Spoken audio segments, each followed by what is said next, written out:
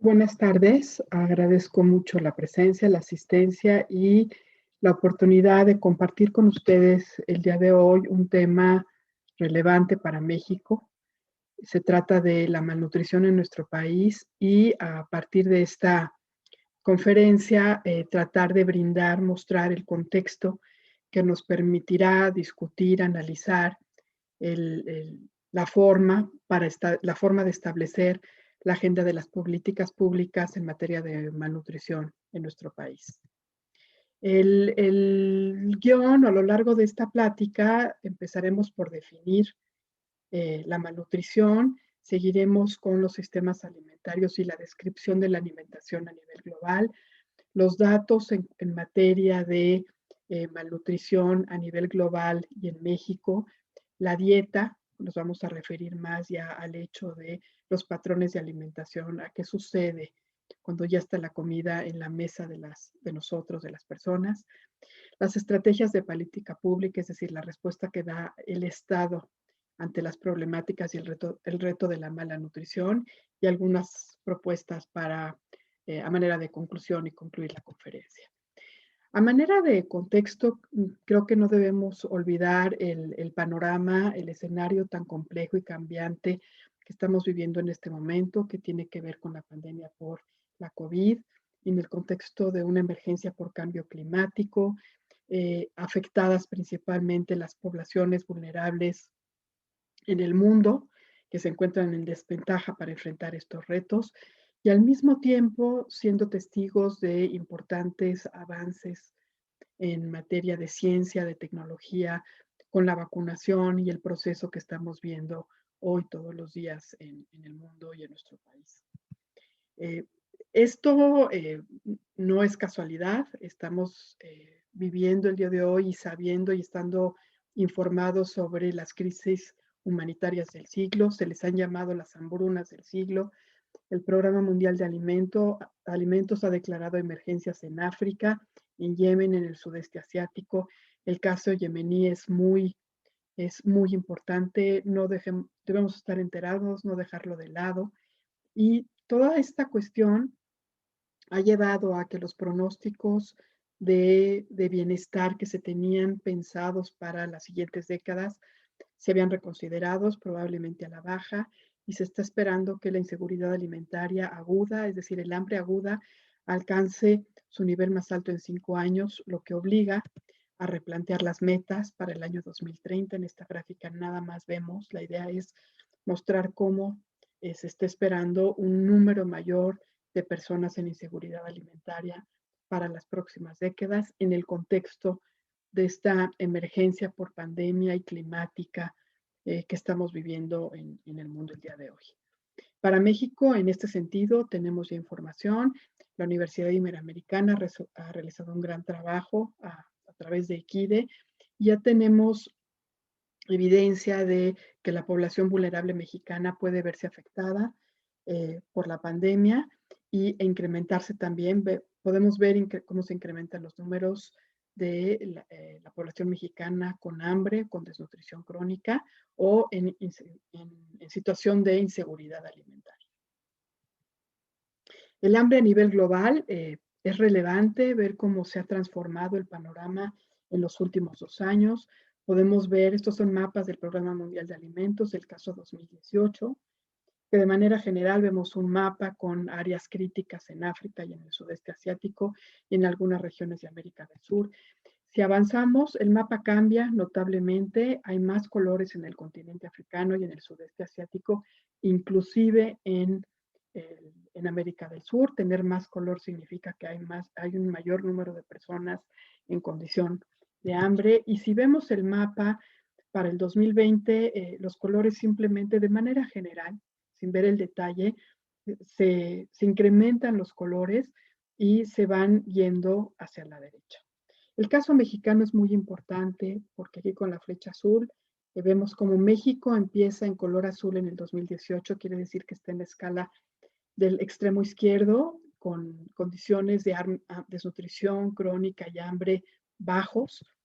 Avanzamos en el 2019 a color verde, quiere decir que se incrementan estos números y en el 2020 estamos ya en color amarillo. para destacar el caso yemení en el sudeste asiático, al sur de Arabia. Con una flecha roja vemos cómo está ocupando esta región el color más rojo, más intenso posible, y cómo ya en el 2020 Yemen y algunas otras regiones de África tienen el color gris que refleja falta de información. Con este panorama que necesariamente tenemos que tomar en cuenta y que obliga a adelantar los tiempos de la acción y de las estrategias que tenemos que implementar en cuestión de mala nutrición, el objetivo de esta conferencia es presentar el panorama global y en México, considerando lo que sucede en el mundo, porque México no es un país aislado y se mueve con las dinámicas mundiales de la alimentación, la dieta y las estrategias y las respuestas globales y del Estado de política pública dirigidas a prevenir y a atender esta situación. Pero al mismo tiempo también tiene el objetivo de generar discusión, análisis, conversación, construir discurso, plantear hipótesis y preguntas sobre la mala nutrición en México, dado que la dimensión del reto obliga a tener imaginación y a pensar diferente.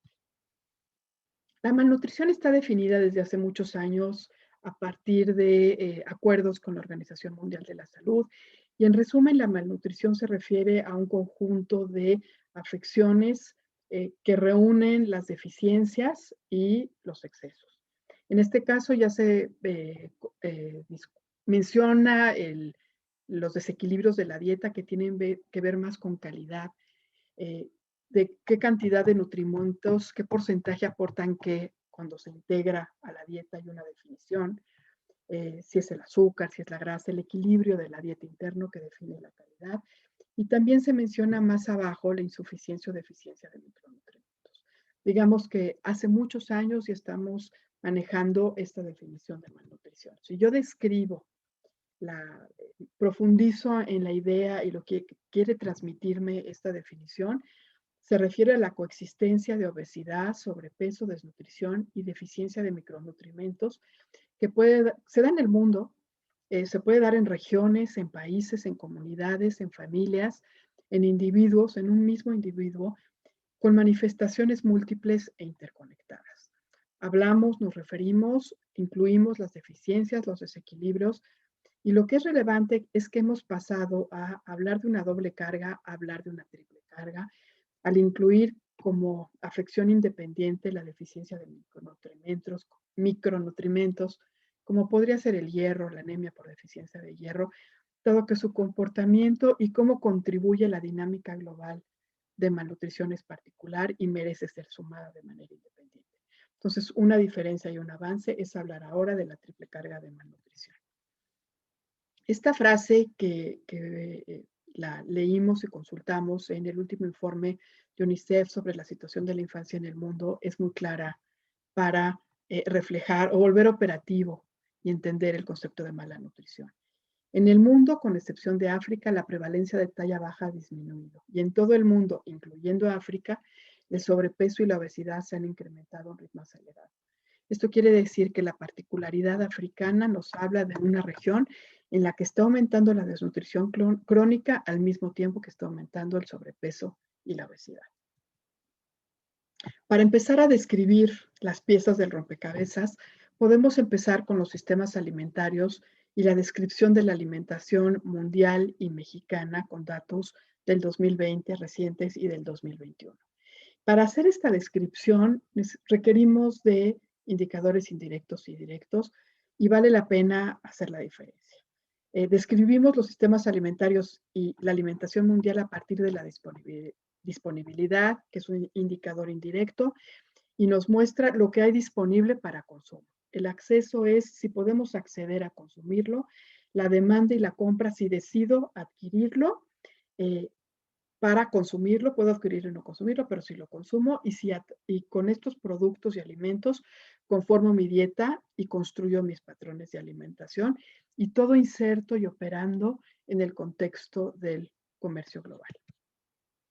Aquí vale la pena hacer un paréntesis y retomando la pandemia por la COVID. Hay mucha información, se está generando todos los días, dado que esta es una situación que no ha pasado, sino que se encuentra en otra etapa. del impacto de la epidemia en las cadenas de suministro, en la cadena alimentaria, cómo se ha visto trastocada, ya sea por limitaciones en la mano de obra, problemas con los productores de alimentos, por cierre de fronteras, falta de comunicación, falta de personal, restricciones en la movilidad y en el transporte. Recordemos los momentos cuando se cerraron las fronteras y una disminución en la disponibilidad y abasto de algunos alimentos perecederos. Y con esto, en consideración, tenemos este marco conceptual de los sistemas alimentarios que relacionan la alimentación, la nutrición, el ambiente y la salud. Y aunque parece que hay, en efecto hay mucho, parece, pero sí hay mucha información en este esquema marco conceptual, que sin embargo nos permite tener mucha claridad de cuáles son cada uno de los componentes. Desde la parte de abajo, en la que vemos cómo el eje ordenador es la cadena alimentaria, desde la producción, que sea disponible, que esté accesible y cómo lo utilizo, hasta la relación y el vínculo que hay con los objetivos de desarrollo sostenible, que son vinculantes, acuerdos internacionales para buscar el bienestar de las poblaciones mundiales, regionales y a nivel local por país. Y luego vemos los grandes grupos complejos, cada uno en sí mismo, de aspectos que forman parte de estos sistemas, como puede ser la cadena de suministro, el ambiente, el comportamiento de nosotros los consumidores, cómo conformamos la dieta y cómo vemos el resultado final en la salud y en el estado de nutrición, todo influenciado por factores económicos, políticos, culturales, demográficos, tecnología, innovación, etcétera. Cada uno de estos apartados o espacio merece estudio aparte.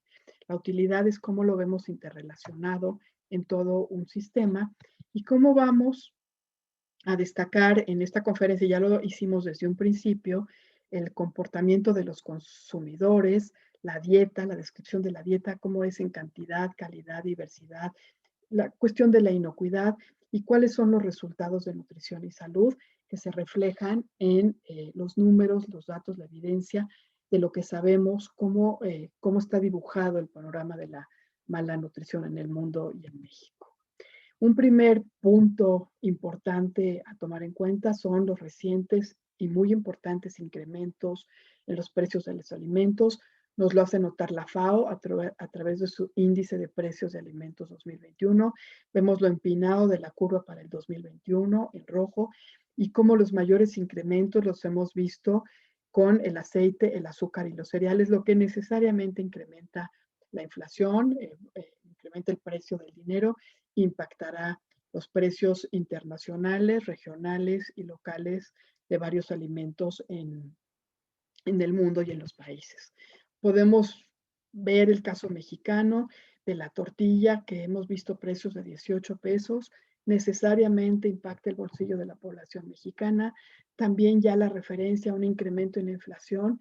Esto es un número alto para México, que es el peor registro en más de 2 años, esperando que ver probablemente más incrementos en el futuro o no. Sin embargo, sí estamos viendo un comportamiento a la alza errático que impactará probablemente el acceso a diversos alimentos.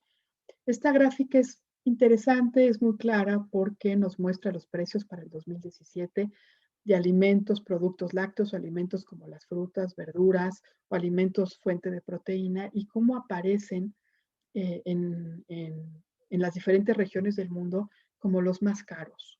Son los alimentos, y vale la pena que lo pensemos, que recomendamos y que deben formar parte de una alimentación correcta con la contradicción de que son los menos accesibles. ¿Qué trabajo, qué instrumento de política pública, qué hemos discutido, hemos hablado de este tema, de cómo podemos volver congruente la disponibilidad del acceso y las recomendaciones que hacemos en materia de alimentación? Esta es una gráfica interesante, si se ve al detalle, ahorita voy a mostrarles 3 ejemplos, pero que nos muestran esta cuestión de la situación alimentaria, cómo ha cambiado, cómo se ha diversificado y al mismo tiempo posteriormente homogeneizado las fuentes de calorías en los diferentes países y regiones a lo largo del tiempo. Aquí podemos ver, por ejemplo, es una curva empinada en el caso de un país africano, Namibia. Quiere decir que a lo largo del tiempo inició en un principio con pocos productos fuente de calorías para la dieta de la población en Namibia y cómo a lo largo del tiempo y muy rápidamente hay muchos más productos que son fuente de calorías en este país. Si vemos el caso de Estados Unidos, es alto, hay muchos productos que son que el origen, que proveen las calorías en este país, que las vuelven disponibles, y esto son muchos y se ha mantenido estable en el tiempo.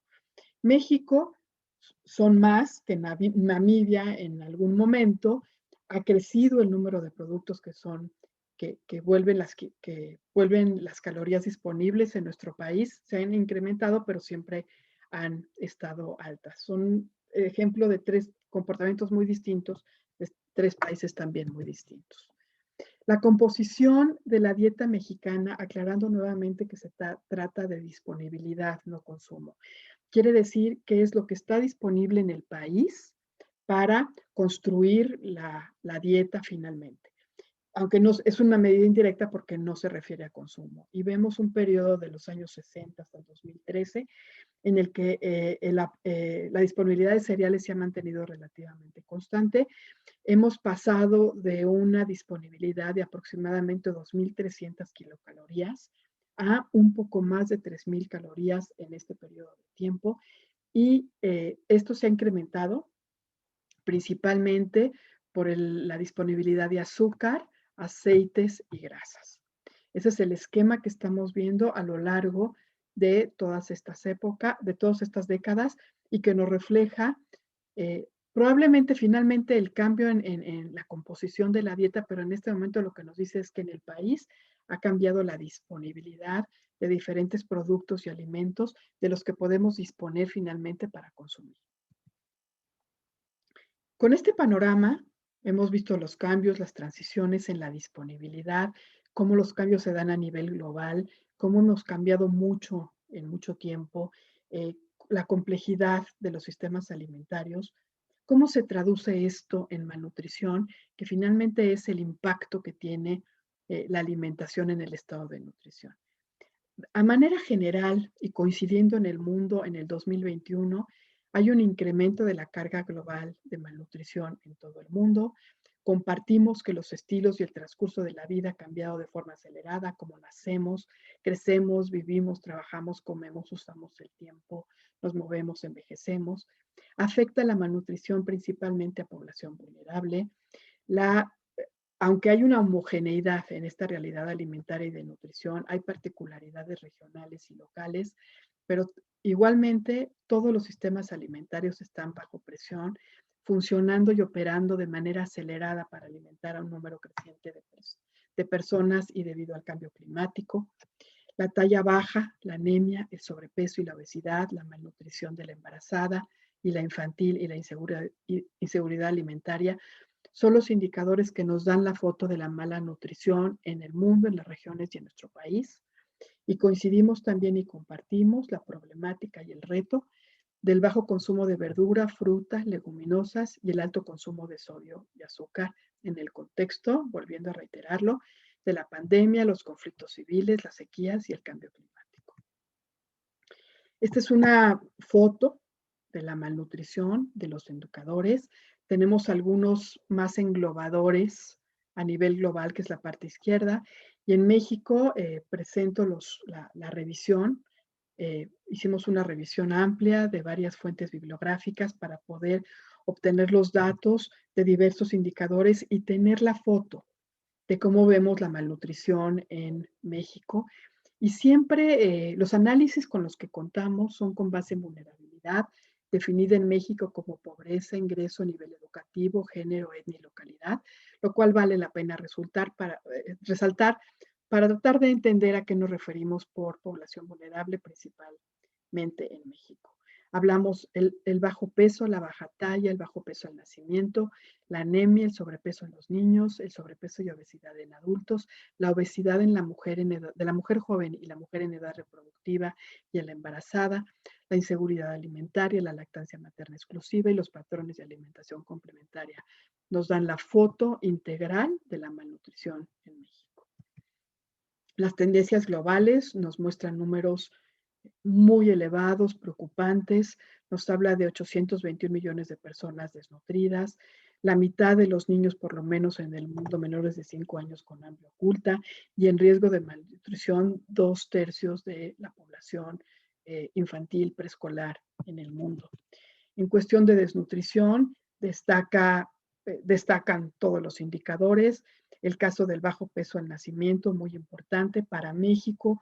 Es muy importante destacar el último resultado de la Encuesta Nacional de Nutrición 2018-19, que nos muestra un estancamiento de la disminución de la talla baja, iniciado esta detención desde el periodo 2012, lo cual llama a una acción urgente para detectar cuáles son las causas de que se haya detenido las mejorías en cuestión de desnutrición crónica o talla baja, y vemos un incremento muy importante de bajo peso al nacimiento en el año 2020.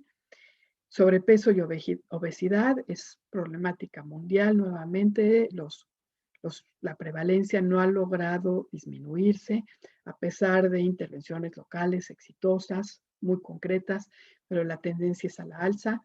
Esto sucede en México. La última información de las encuestas 2018 a 2020 muestra un número creciente de obesidad en México, con una carga especial para las mujeres y las mujeres jóvenes en edad reproductiva.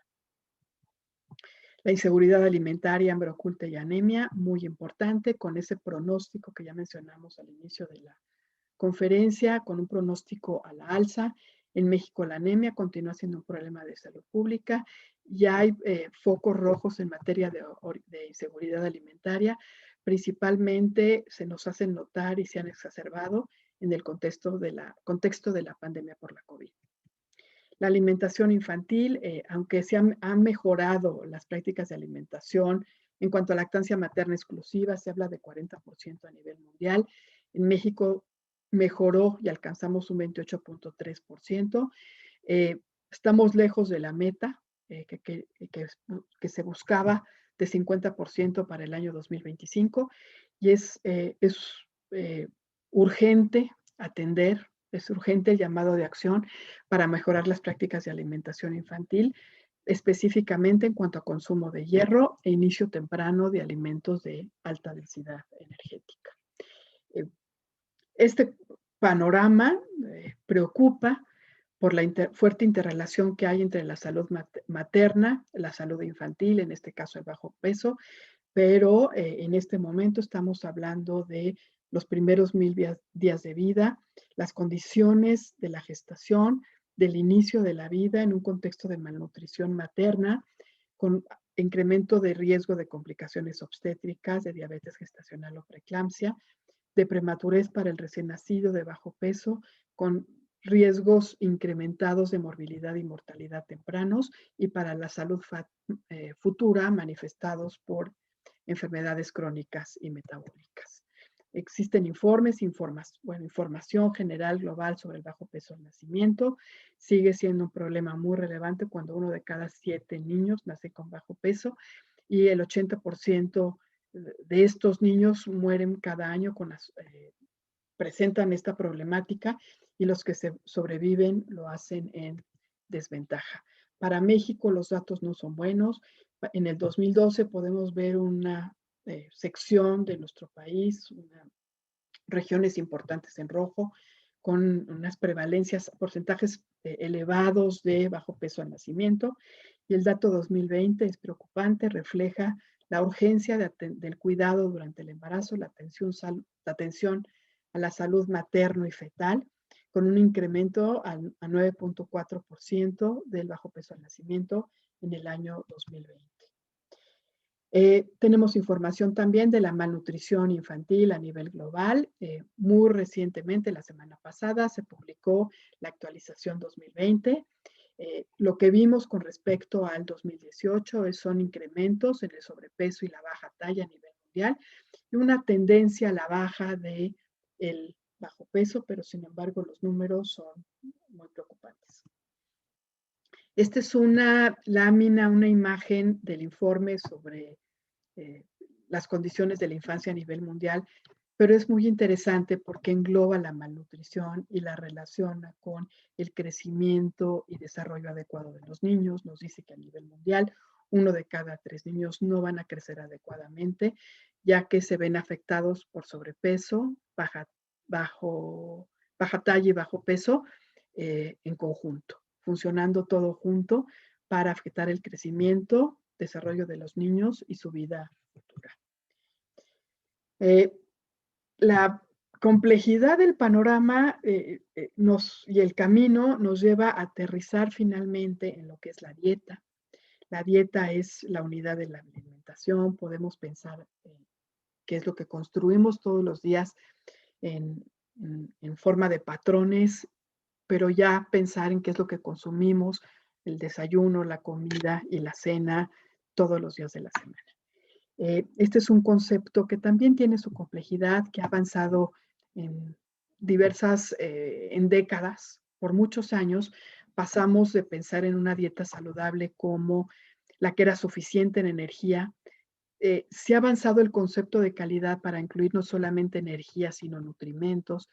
Y ahora en la definición que vemos abajo, no solamente son calorías, energía o nutrimentos, sino se habla de variedad y de grupos de alimentos diferentes, lo cual ya incluye en el concepto calidad. No solamente se trata de cantidad, sino calidad para definir, pensar en estos conceptos para definir una dieta adecuada. En este sentido, nosotros contamos en México, es un documento que se publicó mucho antes del 2012, pero esta es la última actualización. Es un documento adelantado a su tiempo en la que trató de organizarse y ordenarse la orientación alimentaria, las guías en materia de alimentación para los profesionales de la salud. Se definió la alimentación correcta con base en los hábitos alimentarios que se ajustaban a las necesidades durante diferentes etapas de la vida, para niños, para adultos, se consideraba el crecimiento y desarrollo y la prevención de enfermedades crónicas en la vida adulta. En general, aunque sí hay que mencionar que es una norma que debe actualizarse a la brevedad, el tiempo se ha pasado, no se ha hecho, debe hacerse, para ajustarnos a la complejidad y al panorama y a la nueva realidad que estamos viviendo en materia de nutrición y alimentación. Sin embargo, el planteamiento de grupos de alimentos, la promoción del consumo de verdura y fruta, la variedad de las leguminosas, la promoción del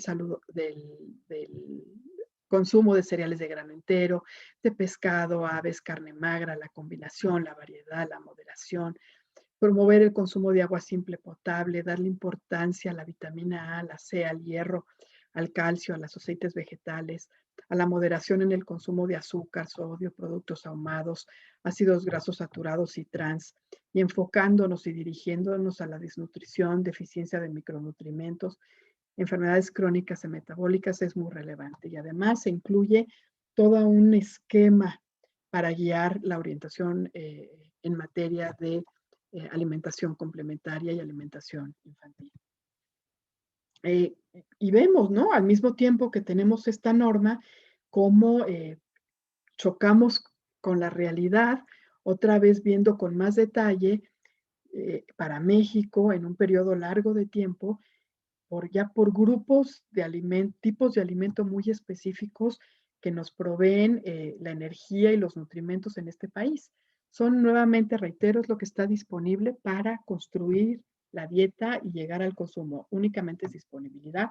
Es una medida indirecta, pero nos muestra, por ejemplo, para el azúcar, cómo tenemos disponible 458 kilocalorías por persona por día de azúcar. De maíz, que es el principal cereal, 986 kilocalorías para contrastar. De aceites vegetales, 273 kilocalorías. ¿Cómo tendríamos que actualizar esta norma y luego construir unas guías alimentarias para enfrentar esta disponibilidad de alimentos que tenemos en el país y que suma 3.043 kilocalorías disponibles por persona y por día? Además, considerando en este esquema como todas las influencias que hay para cuando llega la toma de decisiones a un individuo. Desde las influencias globales, el acceso y disponibilidad de alimentos y productos a nivel global, hasta Si avanzamos aspectos socioculturales y las características individuales como la edad, el género, el sexo, las normas, la educación, la salud, las preferencias, el ingreso, las actitudes, que finalmente modulan la toma de decisiones finales y que debe también de contemplar la guía en materia de alimentación que tenemos que pensar que se piensa para el mundo y tendremos que pensar para nuestra norma 043 en un futuro, espero, próximo. Y finalmente, pues, ¿qué están comiendo los niños pequeños? ¿No? A nivel global, compartimos este comportamiento en el mundo. Es importante que principalmente los niños chiquitos, su principal fuente de energía y nutrimentos son los cereales. Luego tenemos la leche materna, pero es muy importante que no todos los niños reciben el hierro a través de los alimentos en etapas tempranas de la vida, ni tampoco es importante el consumo de verdura y fruta, por lo que se ve comprometido el consumo de vitamina A y C, por ejemplo. Son cuestiones que es urgente atender y que nos hacen sentido cuando vemos la foto de la mala nutrición, de la mala nutrición materna, los números de la anemia, de bajo el peso al nacimiento, y que también embona muy bien en el panorama de hambre oculta, de desnutrición crónica y de inseguridad alimentaria, las tendencias que vemos en el país y en el mundo. Hay información en este sentido. La alimentación de los niños pequeños constituye un problema de salud pública global, tiene que ver con la calidad de la dieta, con las prácticas de lactancia materna, con el consumo de verdura y fruta y con la introducción temprana de alimentos de elevada densidad energética y baja densidad nutrimental. Para México tenemos informes muy detallados que pueden consultarse sobre la ENSANUD 2012. Los principales hallazgos son que hay una falta de apego y seguimiento a las recomendaciones internacionales y nacionales que se reflejan en que las familias dan alimentos antes de tiempo y se detecta de manera muy importante un consumo temprano y elevado de alimentos de alta densidad energética. Está documentado y hemos avanzado a describir que también se ha deteriorado la diversidad, la variedad de la dieta que reciben los niños pequeños en México. Y también se refleja a nivel global. La dieta se construye a lo largo de la vida. Estos son datos del estudio que cómo comemos los mexicanos del año 2013 aproximadamente y vemos cómo este comportamiento continúa en niños mayores, preescolares y escolares y marcado en rojo la comparación del consumo de alimentos de alta densidad energética y de fruta. Hay una diferencia importante y no surge en este momento. Esto nos llama inmediatamente a pensar que la problemática empieza antes, la atención es antes, independientemente de que todo el trabajo en las escuelas, con los niños escolares y a mayor edad es muy relevante. Las acciones tempranas desde el embarazo y con la mujer son muy relevantes. Hay que empezar antes a atender esta problemática. El panorama es inmenso, es grande y es complejo. Es lo que he tratado de transmitir en esta conferencia. Sin embargo, y el llamado es urgente. Puede haber acciones inmediatas, corto, mediano y largo plazo. El país cuenta con recursos. México cuenta con recursos para la construcción y operación de políticas públicas en esta materia. Esos recursos son una estructura programática que la ha construido México por muchos años y quiere decir que existe el andamiaje institucional programático para la operación de programas. Se dice fácil, es muy complicada esa construcción porque quiere decir que existe el mueble y el cajón para operar, colocar acciones, dedicarles recursos y ubicarlas en el lugar que tienen que estar para que operen y dirigirlas a la población a la que tienen que estar dirigidas. También contamos con experiencia y recursos invertidos por décadas, por muchísimos años, por grupos académicos y de investigación en los institutos nacionales de salud, en otras instancias académicas muy relevantes e importantes que generan evidencia, datos y conocimiento. Y también contamos con un sistema de información robusto y continuo constituido en las encuestas nacionales de nutrición y salud y también de un sistema de evaluación en una institución que es Coneval, que ha estado evaluando la política de salud y social por muchos años y que nos da la información sobre qué funciona, qué no funciona y qué podemos mejorar. Estos son los antecedentes, ya los podemos ver a más detalle. Podemos todavía consultar la información 2018, que es la que está disponible. Probablemente podremos ver más información de esta administración con posterioridad, a posteriori después, cuando podamos disponer de ella. Sin embargo, la historia nos permite, esta historia, estos recursos que tenemos disponibles para México, sabemos que hay estrategias de asistencia social que se reflejan que operan a través de los desayunos escolares y del ICONSA, que por ley las harinas están fortificadas con hierro y ácido fólico, que existe una institución dirigida a velar por los derechos de la infancia con todo un tema de nutrición y alimentación importante. Existe la NOM 043, en la que está normada la orientación alimentaria. Tenemos un plato del bien comer que nos ordena los grupos de alimentos para México, para poderlos utilizar, toda esta imagen y este plato para la toma de decisiones y la conducción de la orientación alimentaria, la atención al embarazo, la promoción de la lactancia materna, los lineamientos para la alimentación escolar. En este momento, lo último que se ha trabajado es en materia regulatoria, publicidad, etiquetado, impuestos y la regulación del ambiente escolar. Y tenemos una historia muy larga pasada de acciones como quitar los aleros de las mesas, el que podamos pedir un vaso de agua en un restaurante, por ejemplo, sin que nos cueste, o tener tiempos para el esparcimiento, la recreación o la actividad física los fines de semana en la Ciudad de México, lo cual es muy relevante, son medidas muy exitosas que, que no hay que olvidar, esa experiencia que hay que recuperar. Y con este panorama, con esta foto, con la película que sigue andando y dándonos datos y evidencia y cambios muy rápidamente todos los días, ¿cuáles pueden ser las propuestas generales? La primera es tener claridad de una nueva realidad. La malnutrición no puede verse separada, no es un fenómeno aislado, no solamente opera la desnutrición y la obesidad juntos y las deficiencias de micronutrientes, sino que lo hacen en un ambiente cambiante, muy complejo. La propuesta sería iniciar una convocatoria amplia, abierta, para la reorganización de un diálogo nacional que nos permita definir las necesidades, la recuperación de la experiencia y las acciones exitosas, recuperarlo y utilizarlo. Y organizar además las capacidades instaladas, los recursos, la infraestructura, la información, la evidencia, el talento, los datos que también están disponibles. De manera paralela y de manera muy urgente son necesarias unas guías alimentarias nacionales generadas por el Estado que son el instrumento que nos permite operar la norma 043. La norma 043 es nada más una herramienta vinculatoria para los profesionales que ordene el quehacer, pero no tenemos el instrumento para operar todo este conocimiento y que llegue a la población.